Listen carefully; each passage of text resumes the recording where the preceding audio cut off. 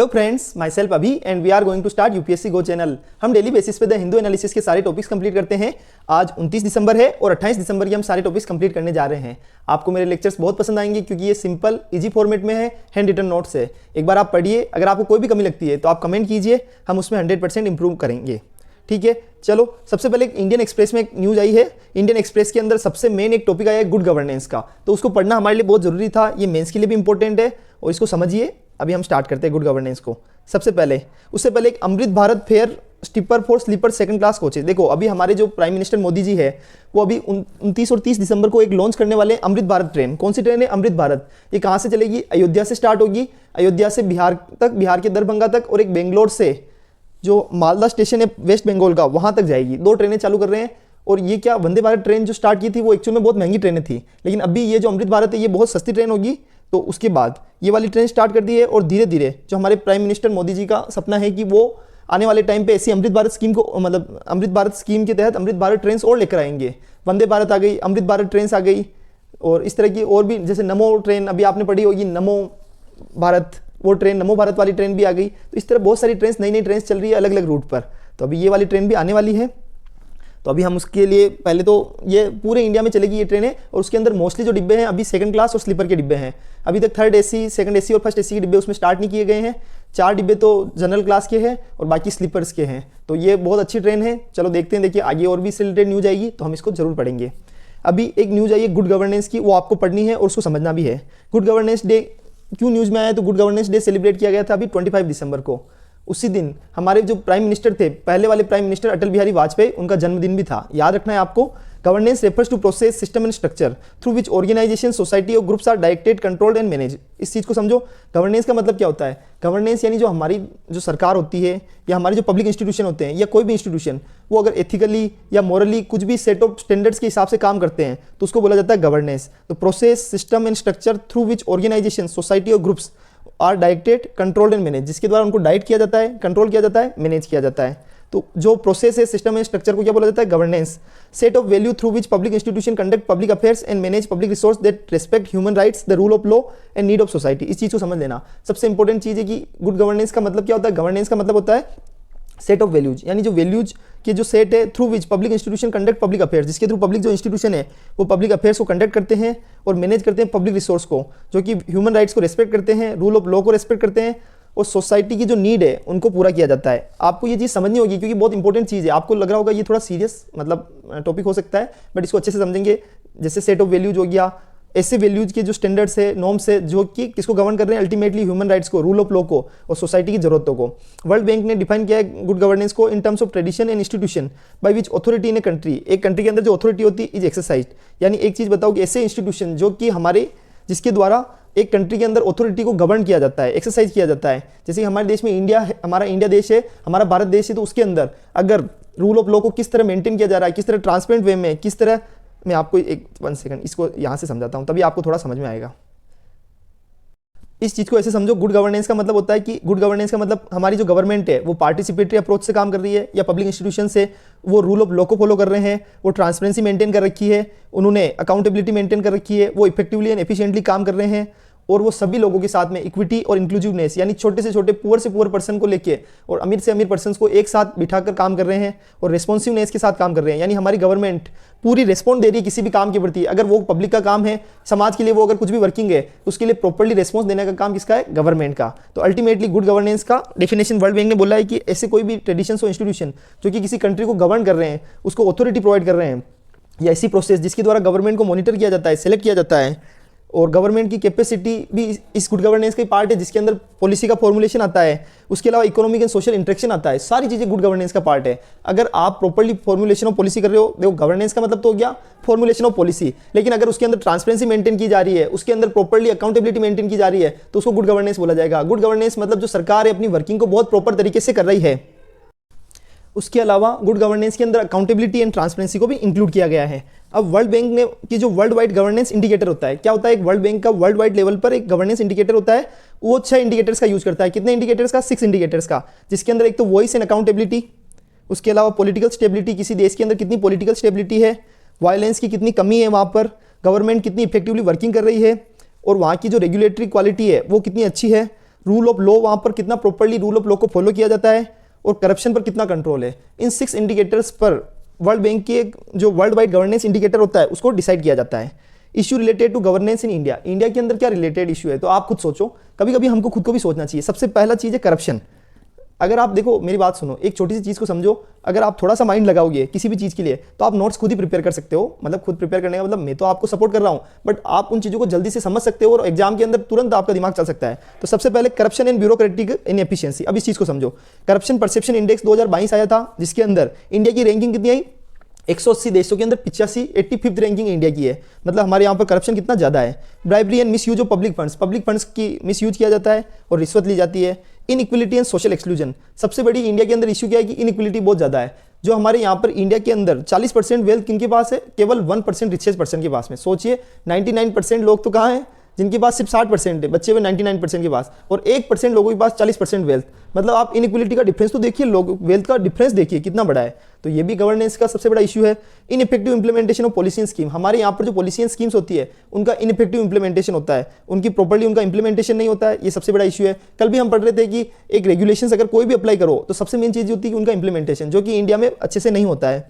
इन 2023 से controller and auditor general of India उन्होंने क्या फाउंड किया है, उन्होंने फाउंड किया कि आयुष्मान भारत स्कीम और एक वीडियो स्कीम, जो कि झारखंड के अंदर क्या हुआ, एक वीडियो स्कीम थी जिसके अंदर लेडीज को पैसा देना था और जबकि उसकी जगह मेल्स को पैसा दे दिया गया ऑलरेडी। मतलब आप सोचिए कितना करप्शन है। तो अभी C&AG की ये रिपोर्ट आई थी और जस्ट अभी ये आज से 3-4 दिन पहले हमने पढ़ा था ये topic.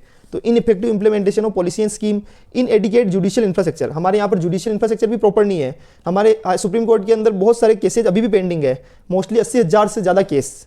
Environmental degradation and climate change, अब इस चीज़ को समझो कि जो एनवायरमेंटल डिग्रेडेशन होती है और जो क्लाइमेट चेंज है ये भी अपने आप में बहुत इंपॉर्टेंट है। हमारे इंडिया के अंदर अभी एनवायरमेंट धीरे धीरे पोल्यूशन बढ़ रहा है। अब कैसे, आप वर्ल्ड के अंदर अभी 50 मोस्ट पोल्यूटेड सिटी की लिस्ट जारी की थी, उसमें से 39 तो इंडिया की है। तो अगर वर्ल्ड की मोस्ट 50 पोल्यूटेड सिटी के अंदर 39 इंडिया की है तो ये तो अपने आप में बहुत बड़ा इशू है। तो ये हमारे गवर्नेंस स्ट्रक्चर के ऊपर अपने आप में बहुत बड़ा चैलेंज है।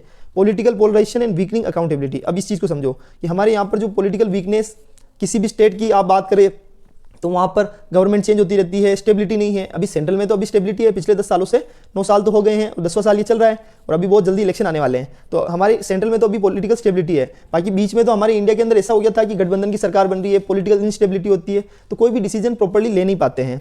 तो ये सबसे बड़ा इशू है। अब गुड गवर्नेंस से रिलेटेड इनिशिएटिव क्या हमने लॉन्च कर रखे हैं हमारे देश के अंदर, तो ये देख लो। सबसे पहले ट्रांसपेरेंसी एंड अकाउंटेबिलिटी। तो हमारे यहाँ पे एक RTI एक्ट 2005 स्पेशली उसको इसलिए लॉन्च किया गया है ताकि उससे क्या होगा कि हर एक व्यक्ति को अधिकार है कि वो इन्फॉर्मेशन जान सके। Central public grievance redressal and monitoring system, इसको लॉन्च किया है। ये एक ऑनलाइन प्लेटफॉर्म है फॉर रजिस्टरिंग एंड ट्रैक करने के लिए grievance against government department. Government department के अगेंस्ट अगर कोई भी ग्राइवेंस आपको लॉन्च करनी है तो आप central public grievance redressal and monitoring system पर उस ऑनलाइन प्लेटफॉर्म पर ग्राइवेंस दर्ज करा सकते हैं। ई गवर्नेंस इनिशिएटिव भी सरकार ने लॉन्च किया है जहां पर गवर्नमेंट सर्विसेज को डिजिटाइज किया जाता है। अब इस चीज़ को ध्यान रखना है आपको कि गवर्नमेंट जो सर्विसेज है उसको डिजिटाइज करना, जैसे टैक्स फाइलिंग, रिटर्न फाइलिंग करना, प्रॉपर्टी रजिस्ट्रेशन करना, सिटीजन चार्टर्स है, ये सिटीजन चार्टर्स को स्पेसिफिकली लाया गया है ताकि हमारे यहाँ पर प्रॉपर्ली हम हमारे देश के अंदर ट्रांसपेरेंसी को मेंटेन कर सकिए।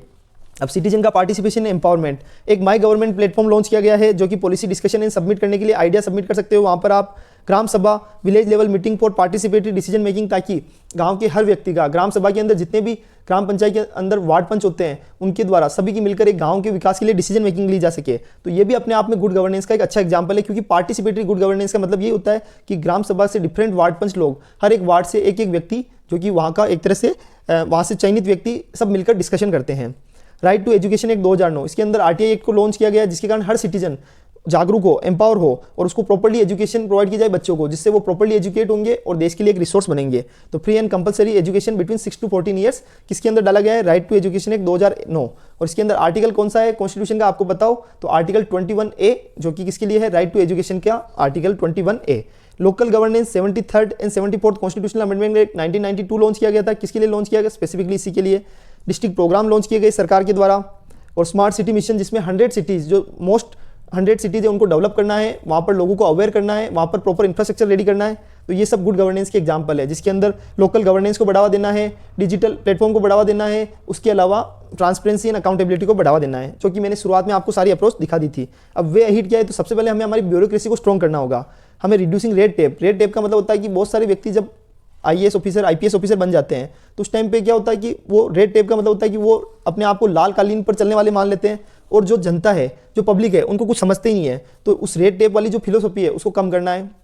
जो ऊपर नहीं, मतलब एक आदमी जब बड़ा बन जाता है तो वो दूसरों को छोटा समझने लग जाता है, जबकि वो चाहे तो वो उन सभी लोगों की प्रॉब्लम्स को सॉल्व करने के लिए वहां पर भेजा गया है। तो जो ये रेड टेप वाला, रेड टेपिज्म बोला जाता है, इसको कम करना है। एक विकास इनिशिएटिव है variable and immersive Karmayogi advance support, variable and immersive Karmayogi advance support, इसके अंदर इसी के थ्रू ब्यूरोक्रेसी के अंदर रिफॉर्म किया जाएगा। फास्ट ट्रैक जुडिशियल रिफॉर्म, यानी जुडिशियल कोड बनाने की जरूरत है, जिससे जो पेंडेंसी ऑफ द हमारी जो पेंडेंसी है किसकी, सारे केसेज की, वो ऑटोमेटिक सॉर्ट आउट हो जाए।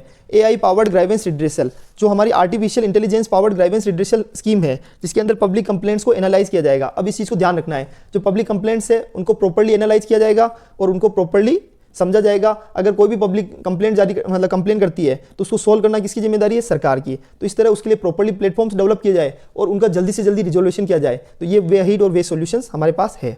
अभी एक टॉपिक साथ के साथ और इंपॉर्टेंट है, अटल बिहारी वाजपेयी, जो कि हमारे पूर्व प्रधानमंत्री थे, और उनका जन्म कब हुआ था, तो 25 दिसंबर 1924 का उनको जन्म हुआ था। ठीक है, वो उन्होंने पॉलिटिक्स कब ज्वाइन की, तो जब 1942 के अंदर क्विट इंडिया मूवमेंट हुआ था, उस टाइम पे उन्होंने पॉलिटिक्स ज्वाइन की। प्राइम मिनिस्टर के रूप में उन्होंने सर्व किया 1996 के अंदर, 1999 के अंदर। एक बार तो एक वोट के कारण उनकी सरकार गिर गई थी। 1 लोकसभा एंड 2 राज्यसभा इलेक्शन उन्होंने जीते हैं। Earn the title of India's best parliamentarian in 1994 में। उन्होंने इंडिया के अंदर, याद रखना, बेस्ट पार्लियामेंट्रियन, जो बेस्ट पार्लियामेंट्रियन का जो अवार्ड मिला था 1994 में उनको मिला था। उसके अलावा उनको पद्म विभूषण मिला हुआ है 1994 में, और भारत रत्न का अवार्ड भी उनको मिला था 2015 में। तो ये आपको याद रखना कि 2015 के अंदर उनको कौन सा अवार्ड मिला, भारत रत्न। ये चीज़ आपको ध्यान रखनी है। तो मैंने इसको बहुत अच्छे से समझाया है। ये उनकी इमेज देख लीजिए, ये हमारे प्राइम मिनिस्टर अटल बिहारी वाजपेयी। देखो, मेरा किसी पॉलिटिकल पार्टी से कोई लिंक नहीं है, बट पर्सनली मैं इनको बहुत लाइक करता हूँ, क्योंकि इनके विचार नेशन के प्रति बहुत ही अकाउंटेबल थे, इसलिए। बाकी मेरा किसी पॉलिटिकल पार्टी से कोई लिंक नहीं है, ठीक है ना।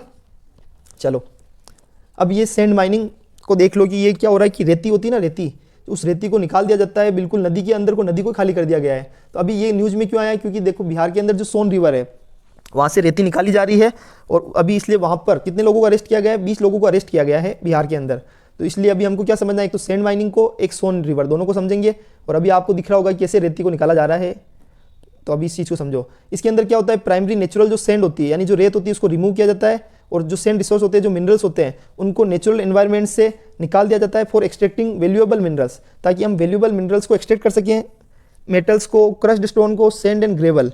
यानी जिसके अंदर क्या होता है कि फॉर एक्सट्रैक्टिंग क्या क्या, उससे एक तो मिनरल्स को निकाल दिया जाएगा रेती से, मेटल्स को निकाल दिया जाएगा, क्रश्ड स्टोन होते हैं, सैंड होते हैं, ग्रेवल होती है। अब इस चीज़ को समझो, क्या कैसे क्या होता है। सबसे पहले तो रेती को निकाला जाएगा, उसमें से रेती को तो एक बार निकाल दिया जाएगा, उसका यूज कहाँ होगा, कंस्ट्रक्शन में यूज किया जाएगा। और रेती को छान दिया जाता है, तो उसमें से अगर कुछ मेटल्स होते हैं, स्टोन्स होते हैं या मिनरल्स होते हैं, तो उनको अलग कर दिया जाता है, और बाकी रेती को कंस्ट्रक्शन के अंदर काम लिया जाता है। कुल मिला के नदी को पूरा खाली करना है। सुप्रीम कोर्ट ने इस पर बैन लगा दिया है, लेकिन एक्चुअल में प्रैक्टिकल बात करें तो रेती पर सभी जगह, राजस्थान में तो रेती का बहुत बड़ा स्कीम चलता है। उसके अलावा सोर्सेज कौन कौन से हैं, तो रिवर से रेती निकाली जाती है, लेक्स एंड रिजर्वियर से रेती निकाली जाती है, एग्रीकल्चर फील्ड से रेती निकाली जाती है, कोस्टल सैंड को भी वहाँ से भी रेती निकाल ली जाती है। एक पेलियो चैनल्स हो गए, एक मैन्युफैक्चर्ड सैंड यानी अम सैंड होती है, तो उनको भी जहाँ पर रेती का सोर्स है सारी रेत निकाल ली जाती है। अब ऐसे कौन कौन से फैक्टर्स है जो कि इलीगल सैंड माइनिंग के लिए जिम्मेदार है, तो lake of regulation and environment. सबसे मेन क्या है कि हमारे यहाँ पे प्रॉपर रेगुलेशन नहीं है और प्रॉपर एनवायरनमेंट की कमी है। लोगों को अवेयरनेस ही नहीं है कि हमारे को समाज के प्रति भी हमारी कोई जिम्मेदारी है, बट बस उनको पैसा चाहिए अल्टीमेटली। तो लेक ऑफ रेगुलेशंस की कमी है, सब मिलीभगत से काम करते हैं और ऐसे ही चल रहा है। High demand for construction material, अब इस चीज़ को समझना, कंस्ट्रक्शन मटेरियल की बहुत ज़्यादा डिमांड बन गई है। आपको पहले पता होगा कि पहले जब मकान बनने थे तो एक मकान होता था जो पक्का मकान, और बाकी गांव के अंदर कच्चे मकान ज़्यादा दिखते थे। लेकिन अभी आप गांव में जाओगे तो सब जगह पक्के मकान, मतलब कंस्ट्रक्शन की वर्किंग बहुत जोर शोर से चल रही है।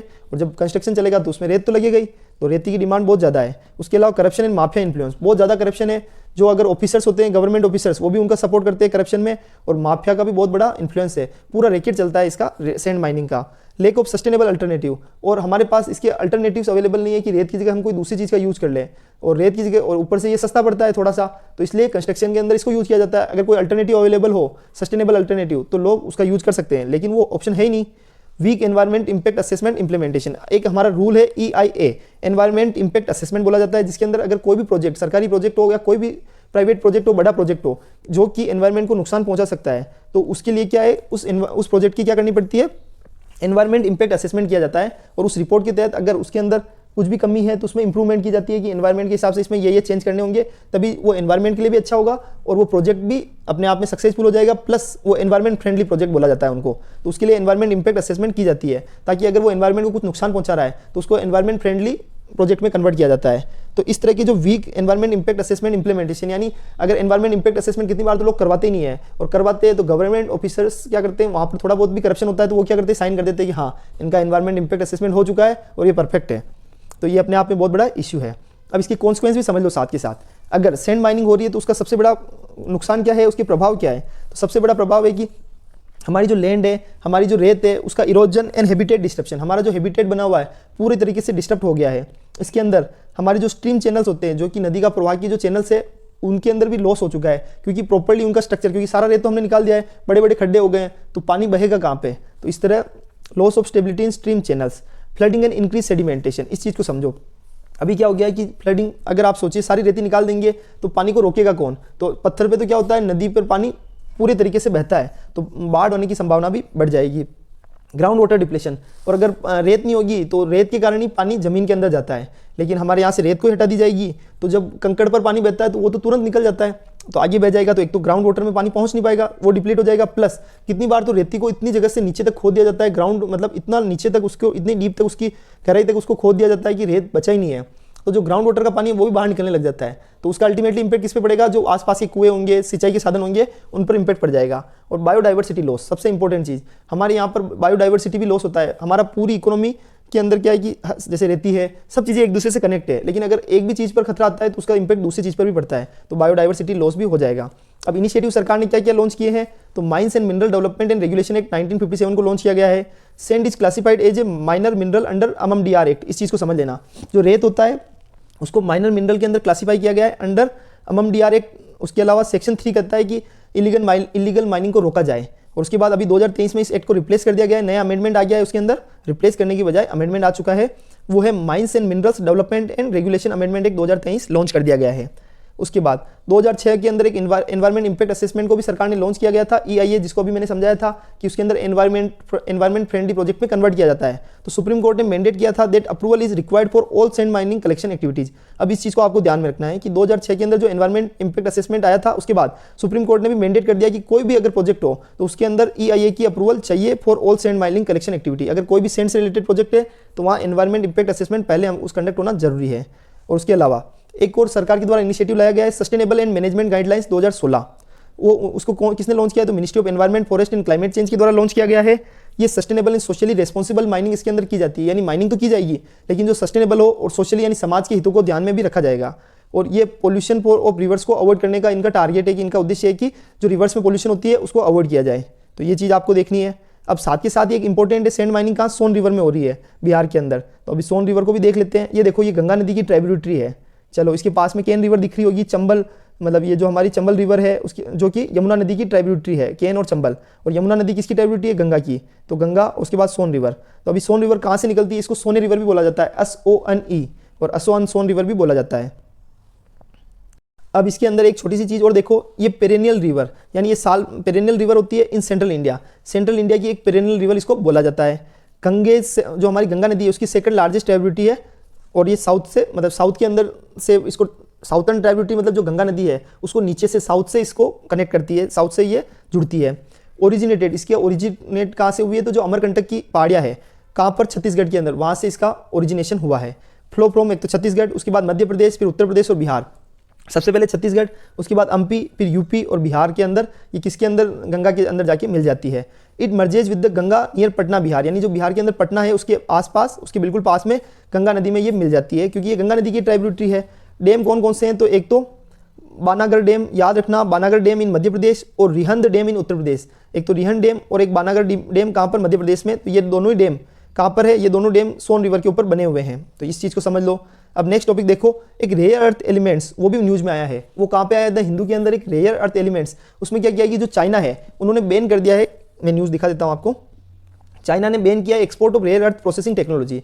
अभी हम जैसे रेयर अर्थ एलिमेंट्स जो होते हैं, रेयर अर्थ मिनरल्स, वो 17 टाइप के होते हैं। तो उन पे क्या किया है कि चाइना ने, जो मिनरल तो देखो हर देश के अंदर है, लेकिन मिनरल होने से मतलब नहीं है, मिनरल को एक्सट्रैक्ट करने के लिए स्पेशल टेक्नोलॉजी की जरूरत है, और वो किसके पास है? चाइना के पास है। वर्ल्ड के अंदर सबसे टॉप पर कौन सी कंट्री है जिसके पास टेक्नोलॉजी है? तो चाइना।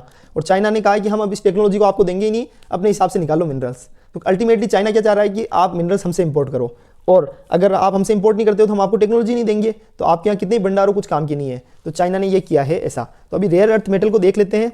इसके अंदर 17 मेटेलिक एलिमेंट्स होते हैं, 15 तो लेंथेनाइट्स होते हैं, और स्कैंडियम और वाइट्रियम। क्या होता है स्कैंडियम और yttrium?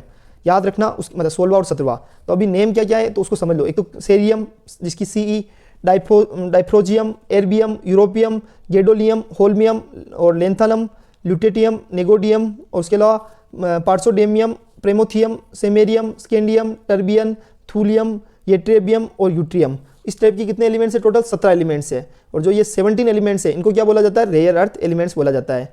Used in automobile industry में यूज किया जाता है, मिसाइल इंडस्ट्री में यूज किया जाता है, कंप्यूटर इंडस्ट्री में यूज किया जाता है, एल्यूमिनियम इंडस्ट्री में यूज किया जाता है, ग्लासेज इंडस्ट्री में यूज किया जाता है, और सो मेनी इंडस्ट्रीज, यानी हर इंडस्ट्री के अंदर किसका यूज किया जाता है?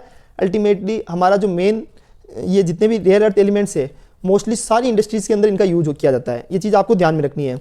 अभी हम इनको रेयर अर्थ एलिमेंट्स ही क्यों बोलते हैं तो इसको भी समझेंगे। तो इसके अंदर यूनिक मैग्नेटिक और ल्यूमिनेसेंट एंड इलेक्ट्रोकेमिकल प्रॉपर्टी होती है। तो इसके अंदर यूनिक प्रॉपर्टी होती है, मतलब इसकी अपने आप में यूनिक फीचर है इसका, ठीक है। They are called rare earth. इनको क्या बोला जाता है? रेयर अर्थ एलिमेंट्स बोला जाता है, because it was difficult to extract them from their oxides form technologically. Actual में क्या होता है कि देखो रेयर अर्थ एलिमेंट्स तो सभी जगह अवेलेबल है, हर कंट्री के अंदर अवेलेबल है, लेकिन सबसे खास चीज क्या है? जो ये रेयर अर्थ एलिमेंट्स है इनको एक्सट्रैक्ट करना बहुत मुश्किल है, इसलिए इनको बोला जाता है रेयर अर्थ एलिमेंट्स बोला जाता है। ग्लोबल इंप्लीकेशन क्या हो जाएगा? अगर हम रेयर अर्थ टेक्नोलॉजी को चाइना बंद कर देगा तो इसका इंपैक्ट ग्लोबल लेवल पर क्या पड़ेगा? तो ग्लोबल सप्लाई चेन डिस्ट्रप्शन होगा। सबसे इंपॉर्टेंट चीज तो क्या है? ग्लोबल लेवल पर जो सप्लाई चेन बनी हुई है उसका डिस्ट्रप्शन हो जाएगा। बहुत सारे देशों को रेयर अर्थ एलिमेंट्स की बहुत जरूरत होती है, उनकी जो रॉ मटेरियल भी रेयर अर्थ एलिमेंट्स होता है, लेकिन क्योंकि सेमीकंडक्टर बनाने में भी इस टाइप के जो रेयर अर्थ एलिमेंट्स है उनका यूज किया जाता है, लेकिन तो ग्लोबल सप्लाई चेन डिस्टर्ब हो जाएगी। स्ट्रेटेजिक डिपेंडेंस, चाइना क्या करेगा? चाह रहा है कि सभी देश मेरे पे हेवीली रिलायंट हो जाए, तो इस तरह वो एक तरह से स्ट्रेटेजिक वॉर कंडक्ट कर रहा है। अपॉर्चुनिटी फॉर इनोवेशन, लेकिन नेगेटिव चीजें तो क्या है? चाइना के लिए तो फायदा है, लेकिन दूसरे देशों के लिए नेगेटिव चीजें तो देख ली, बट इसके अंदर भी एक अवसर है कि अगर आप सोचिए कि कोई प्रॉब्लम आपके सामने आती है तो हो सकता है उससे आप थोड़े टाइम के लिए तो डील ना कर पाओ, बट उसके बाद में आप उसका एक अल्टरनेटिव निकाल ही लोगे। वैसे अगर चाइना ने अभी बोल दिया कि हम टेक्नोलॉजी को बैन कर देंगे, तो दूसरे देश क्या करेंगे? धीरे धीरे उनके खुद के यहाँ डेवलप करेंगे टेक्नोलॉजी को, और उसके बाद चाइना की डिपेंडेंसी ऑटोमेटिक कम हो जाएगी। अभी चाइना को लग रहा है हो सकता है चाइना फिर से टेक्नोलॉजी देने लग जाए, तो भी दूसरे देशों को जब एक बार पता चल गया कि कभी भी चाइना अपनी हमारी डिपेंडेंसी क्रिएट कर सकता है, तो दूसरे देश क्या करेंगे? अब इनोवेशन के लिए नई अपॉर्चुनिटी को लाने का काम करेंगे। Diversify these rare earth elements, dependency को डाइवर्सिफाई करेंगे, केवल एक देश के भरोसे रहने से काम नहीं चलता है। तो अब इंडिया के लिए क्या मतलब ये जो चाइना का जो डिसीजन है वो इंडिया को कैसे इंपैक्ट कर सकता है, तो इस चीज़ को समझो। Supply chain diversification, opportunity for India, सबसे मेन चीज़ है कि ये इंडिया के लिए एक बहुत बड़ी अपॉर्चुनिटी है। इंडिया चाहे तो इस टाइम पे फोकस कर सकता है developing domestic rare earth element extraction technology को डेवलप करके, और इस तरह के जो एक्सट्रैक्शन का इंफ्रास्ट्रक्चर है वो रेडी किया जा सकता है इंडिया के द्वारा, ठीक है। इंडस्ट्री पर भी इंपैक्ट पड़ेगा, इंडियन इंडस्ट्री पर बहुत ज़्यादा इंपैक्ट पड़ने वाला है। शुरुआत में इंडियन इंडस्ट्री इससे इनिशियल लेवल पर इशू फेस करेगी, लेकिन टाइम के साथ उनका फोकस किस पे होना चाहिए? टेक्नोलॉजी को अपग्रेड करने पर, टेक्नोलॉजी को बढ़ावा देने पर। तो अल्टीमेटली इंडिया पर इसके लिए पॉजिटिव इंपैक्ट है। पॉजिटिव इंपैक्ट कैसे कि सभी नेशन, अगर कोई चाइना से परेशान है और इंडिया ने अगर टेक्नोलॉजी डेवलप कर ली है तो दूसरे देश इंडिया की तरफ मुड़ जाएंगे, स्पेशली रेयर अर्थ एलिमेंट्स के केस में। चलो ये टॉपिक हो गया। अब एक एडिटोरियल आया है, मेकिंग हेल्थ अवर टॉप प्रायोरिटी इन 2024। तो 2024 में हमारी टॉप प्रायोरिटी क्या होनी चाहिए? हेल्थ को कंप्लीट रखना, हेल्थ को बनाए रखना, और हमारी हेल्थ मजबूत होनी चाहिए। तो ये एडिटोरियल बिल्कुल छोटा सा है, लेकिन मैं फिर भी मैं आपको इसको अच्छे से समझा देता हूँ। देखो, दो टाइप की डिसीज होती है, एक तो होती है कम्युनिकेबल डिसीज, एक होता है non communicable disease. Communicable disease का मतलब होता है कि जो एक व्यक्ति से दूसरे व्यक्ति में आसानी से ट्रांसमिट हो जाए, लेकिन नॉन कम्युनिकेबल डिसीज का मतलब जो एक व्यक्ति से दूसरे व्यक्ति में आसानी से ट्रांसमिट नहीं हुए और नॉर्मल तरीके से, मतलब उसको ट्रांसमिट आसानी से नहीं होती है, वो कोई छींक इनसे ट्रांसमिट नहीं होती है, वो किसी व्यक्ति के अंदर हार्ट अटैक है, किसी के अंदर डायबिटीज़ हो रही है, या किसी को और भी कोई प्रॉब्लम्स हो रही है, उस केस में क्या होगा? वो उसी के अंदर रहेगी। ऐसा नहीं है कि वो छींकने से, बोलने से, बात करने से या इस टाइप के छूने से वो बीमारी किसी दूसरे व्यक्ति में ट्रांसफर हो जाए, तो इसको बोला जाता है नॉन कम्युनिकेबल डिसीज, जो कि दूसरे व्यक्ति में ट्रांसफर नहीं हो। न्यू पब्लिक हेल्थ इशू, अब इस चीज़ को समझ लो कि ये जो नॉन कम्युनिकेबल डिसीज है वो अपने आप में बहुत बड़ा पब्लिक इशू बन गया है। हमारे यहाँ पर टोटल जो 66% डेथ है वो किससे हो रही है? कम्युनिकेबल, मतलब नॉन कम्युनिकेबल जो डिसीज है उनसे 66% डेथ हो रही है, और इनमें से 22% डेथ तो ऐसी है जो कि 30 या उससे ज़्यादा साल के जो आदमी है उनकी डेथ हो रही है। Death is more likely to be happen, और 30 से जो ऊपर की उम्र वाले हैं लोग, उनकी डेथ बहुत ज़्यादा हो रही है किससे? नॉन कम्युनिकेबल डिसीज से। जैसे अभी क्या हुआ इस चीज़ को देख लो, जैसे नॉन कम्युनिकेबल डिसीज तो हमने देख लिया, लेकिन उसके कारण डेथ होने के चांस भी बढ़ जाते हैं। और अगर अभी जैसे आपको पता हो कि जो गर्भा होते हैं कहाँ पर होते हैं? अहमदाबाद गुजरात के अंदर, और गुजरात में सभी जगह गरबा होते हैं, तो वहाँ पे सिर्फ 18 से 20 साल के 4 बच्चों की डेथ जो डांस करते करते हो गई, गरबा खेलते खेलते उनकी डेथ हो गई। तो उनके हार्ट अटैक हो गया था, उनको साइलेंट अटैक हो गया था। तो ऐसा क्यों हो रहा है? क्योंकि ये एक नॉन कम्युनिकेबल डिसीज के कारण हो रहा है कि जो दूसरे लोगों के अंदर इन्फेक्ट नहीं हो, सिर्फ उसी व्यक्ति को परेशान करे। तो जैसे हार्ट अटैक हो गया, डायबिटीज़ हो गया, तो इसका ट्रीटमेंट अवेलेबल है, तो बिल्कुल अवेलेबल है। और उसके अलावा ट्रीटमेंट के अलावा हम थोड़ा सा क्योर करें तो ये बीमारी तक ही नहीं पहुँचेंगे। क्या क्योर कर सकते हैं उसको समझाऊंगा, पहले उससे पहले समझ लो कि इसकी रीजंस क्या है, कि नॉन कम्युनिकेबल डिसीज होती कैसे है। तो एक तो हमारे यहाँ अनहेल्थी डाइट, हम खाना खाते हैं, घूमते नहीं है, तो हमारी डाइट बहुत ज़्यादा अनहेल्थी है। हम जंक फूड बहुत ज़्यादा खाते हैं, तो वो ऑटोमेटिक हमारी बॉडी में चिपक जाता है। अभी हमने कोलेस्ट्रॉल पढ़ा था थोड़े दिन पहले, बेड कोलेस्ट्रॉल। तो बेड कोलेस्ट्रॉल कैसे बनता है? इसी टाइप के जंक फूड से बनता है। नो एक्सरसाइज, हम कोई भी एक्सरसाइज नहीं करते हैं, और एल्कोहल का कंजम्पशन बहुत ज़्यादा लोग कर रहे हैं। एल्कोहल हो गया, और उसके अंदर जब उसका ज़्यादा कंजम्पशन करेंगे तो ऑटोमेटिकली उसका इंपैक्ट किस पे पड़ेगा कि अल्टीमेटली हमारी बॉडी धीरे धीरे वीक होती जाएगी, और नॉन कम्युनिकेबल डिसीज होने पर डेथ होने के चांस बढ़ जाएंगे। India is capital of diabetes.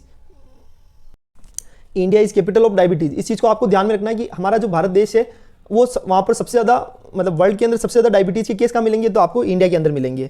और आईएमएफ की एक रिपोर्ट आई है जिसके अंदर आईएमएफ ने अनुमान लगाया कि टोटल 2030 तक इंडिया को 4.5 ट्रिलियन का लॉस होने वाला है। किसके कारण लॉस होने वाला है? जो इस टाइप की नॉन कम्युनिकेबल डिसीज के कारण, क्योंकि उसका ट्रीटमेंट तो लोग करवा नहीं रहे हैं, एक्सरसाइज प्रॉपर्ली कर नहीं रहे हैं, अनहेल्थी डाइट को फॉलो कर रहे हैं। तो उसके कारण क्या नुकसान होता है कि कितनी बार इंसान का जीवन चला जाता है, और जब इंसान चला जाता है तो उसके परिवार पर उसका बहुत बड़ा इंपैक्ट पड़ता है।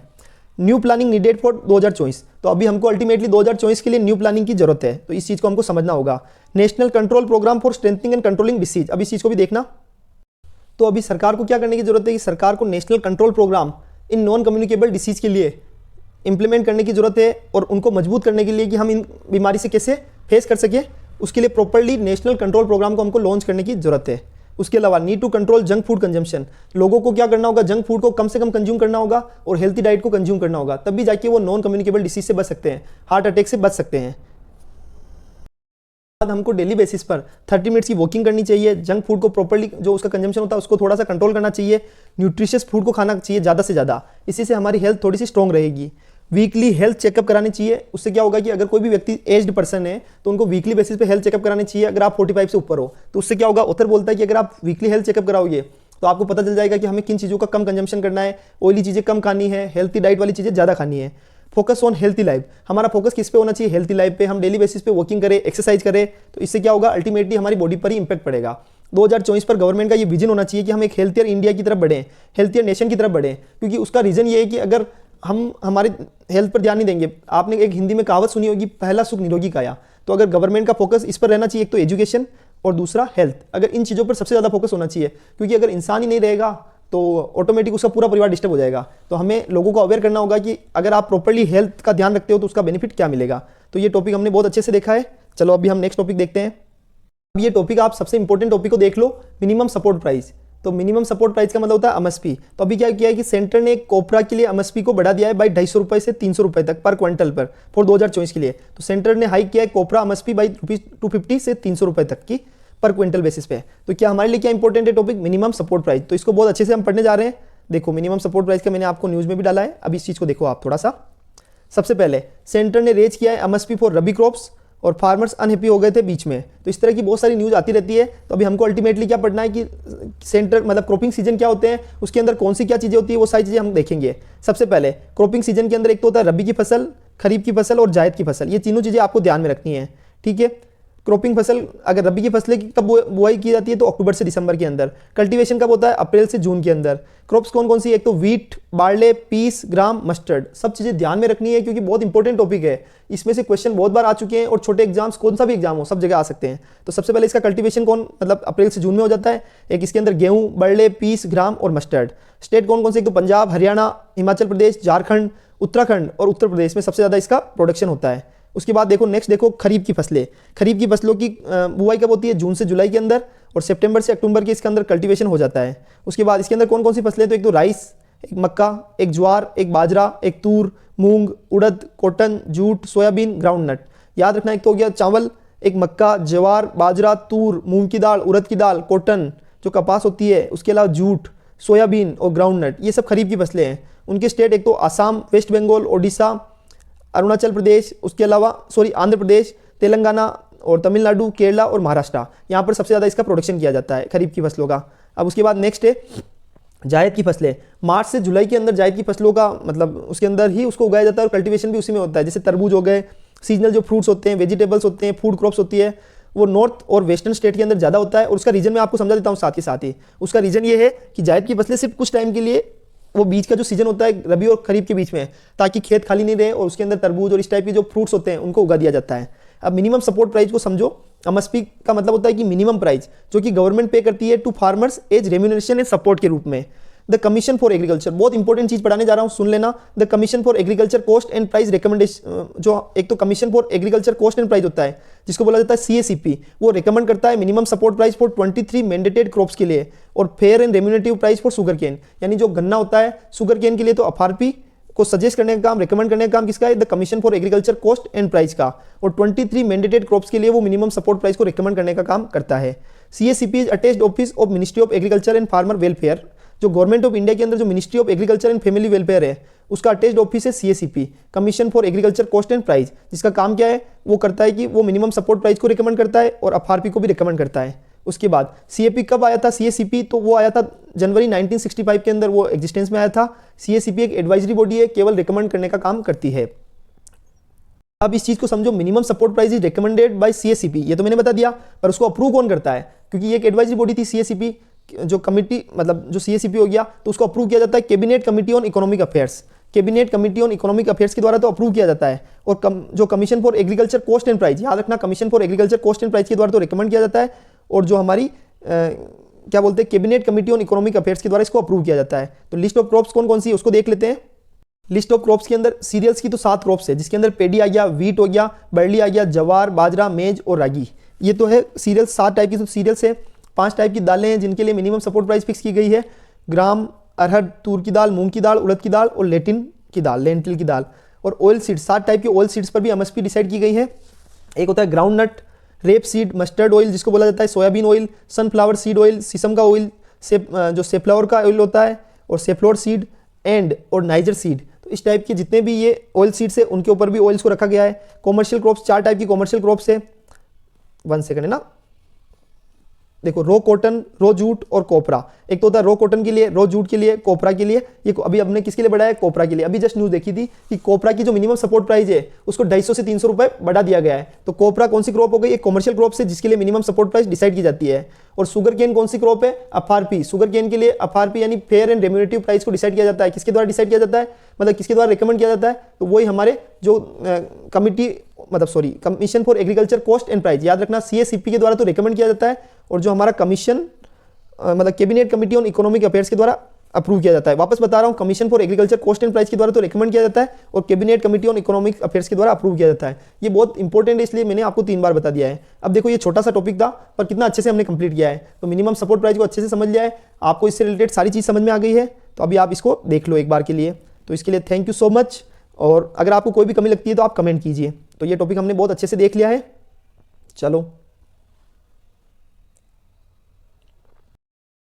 बाकी हमने अभी सारे टॉपिक देख लिए। एक तो हमारे सबसे मेन टॉपिक क्या था? मिनिमम सपोर्ट प्राइस को देख लिया है। उसके अलावा हमने सैंड माइनिंग को देख लिया है और जो अनहेल्थी डाइट चल रही है उससे रिलेटेड ऑथर ने व्यू बता दिया है, ऑथर की व्यू को भी समझ लिया है। उसके अलावा रेयर अर्थ मेटल्स को देख लिया है एंड सोन रिवर को देख लिया है। उसकी लोकेशंस भी हमने देख ली है कि वो कहाँ है। तो बिहार के अंदर गंगा रिवर के मिलती है और इसका ओरिजिनेशन कहाँ होता है? तो इसका ओरिजिनेशन छत्तीसगढ़ के अंदर होता है। तो ये चीज़ भी मैंने आपको देख ली थी। अमरकंटक की जो हिल्स होती है वहाँ पर इसका ओरिजिनेशन होता है। छत्तीसगढ़, मध्य प्रदेश, यूपी और बिहार से ये नदी बहती है। तो ये चीज़ आपको हमने ये टॉपिक भी देख लिया। उससे रिलेटेड और क्या टॉपिक था? सैंड माइनिंग को बहुत अच्छे से देखा है। एंड उससे पहले हमने अटल बिहारी वाजपेयी जो कि हमारे पूर्व प्रधानमंत्री थे उनको भी हमने देखा है। गुड गवर्नेंस के टॉपिक को देख लिया है। तो थैंक यू सो मच। जय हिंद, जय भारत, भारत माता की जय।